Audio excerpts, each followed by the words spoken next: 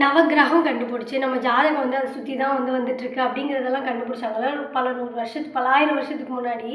எனக்கு தெரிஞ்சு அவங்களுக்கு வந்து ஏதோ ஒரு வகையில் ஒரு அந்த கடவுள் அனுகிரகம் இருக்குது அப்படின்னு மட்டும் நான் நம்புகிறேன். நான் சொல்கிறேன், உங்களுக்கும் அது வந்து அக்செப்டபுளாக இருக்கான்னு மட்டும் சொல்லுங்கள். ஏன்னா இந்த 9ங்கிற நம்பர் மாடர்ன் சயின்ஸில் டெலஸ்கோப் வந்து லைக் 1781 அப்புறம் தான் கண்டுபிடிச்சிருக்காங்க. அதுக்கப்புறம் தான் மாடர்ன் சயின்ஸே வந்து மொத்தம் 9 பிளானட்ஸ் இருக்குது அப்படிங்கிறத வந்து ஒத்துட்டு இருந்திருக்கு. பட் அதுக்கெல்லாம் முன்னாடி பல வருஷத்துக்கு முன்னாடியே எப்படி அந்த 9ங்கிற நம்பர் வந்து அவங்களுக்கு வந்துச்சு? தோ வந்து அவங்க அவங்க அவங்க சொல்கிற பிளானட்ஸ் எல்லாம் எக்ஸிஸ்டிங்காக இல்லை. ராகு இல்லவே இல்லை, கேது இல்லவே இல்லை, நிலா வந்து பிளானட்டாக வந்து எடுத்துக்கிட்டாங்க. பட் ஸ்டில் அந்த 9ங்கிற நம்பர் வந்து உண்மை தானே?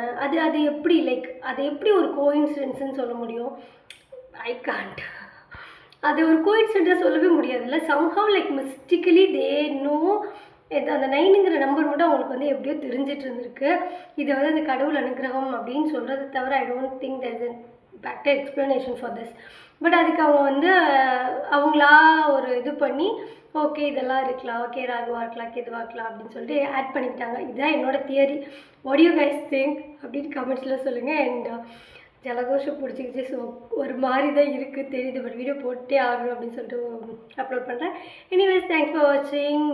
லைக் பண்ணுங்கள், ஷேர் பண்ணுங்கள் அண்ட் சப்ஸ்கிரைப் பண்ணுங்கள். தொடர்ந்து பேசலாம் வாங்க.